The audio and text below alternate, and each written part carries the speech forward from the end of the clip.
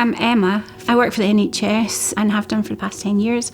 Absolutely love it and feel very proud to be part of the NHS. I'm married. I have a son and a daughter. I bring up her 2 sons, Aidan and Cian, who are 10 and 13. I've had them since they're little boys and they are my absolute world. I'd had a mammogram in October 23 and it was just your general standard 3-yearly mammogram and it came back clear.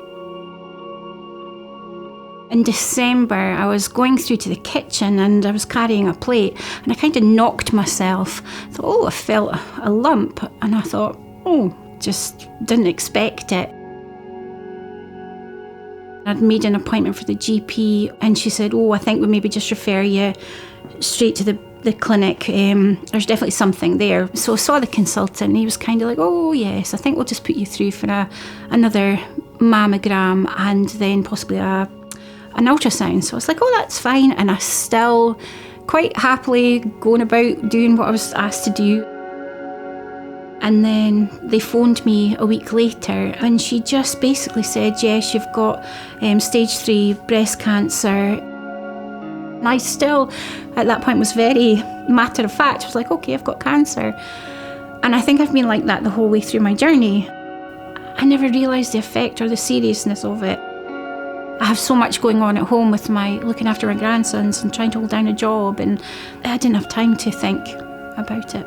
And I always put the boys first because they need me so much. I'd sort of said, look, mastectomy is what I would want to do because I know it's the least invasive and it would be the least time off of being at home for the boys. But literally the next day I got up, got in the shower, got dressed and off I went out for a walk.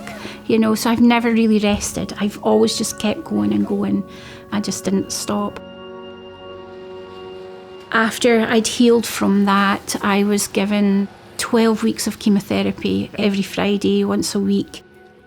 I do have quite a lot of friends and they did just rally, like Claire and Gemma. Gemma took me to every chemo and Claire attended every appointment, medical, because she worked in kind of oncology, so she knew what was going on and she knew what to ask. I was really, really fortunate to have that.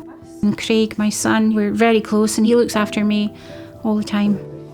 Friends of Anchor, I always think it's like a warm hug. When you walk through that door, it's just like, I relax because I know there's always going to be someone there that's going to, listen to me or just give me a hug. And I think doing Courage has made me realise, because hearing other people's stories has made me realise how serious and how hard it is. I think without that support, it's unimaginable, because how could you go on? I just don't know how anybody would manage without it. I was in the Udney Green pantomime. I finished chemo on the 24th and I was at the first rehearsal on the 26th of August, because that was one thing that kept me going, was that I was going to be back up there. And I was as bald as anything, but I was just there learning my lines and singing my songs and just, living my best life, just loving it. And I went back to work not long after that either. For me, the part about going back to work, doing the pantomime, was like letting people know that actually, do you know what, you can get through this and you can move on and you can do things. It's not going to stop you. I think that's why I'd applied for Courage, because it was part of my journey of having cancer. I feel like I've got this chance and I'm going to make the most of it, because, it's an honour to have been chosen.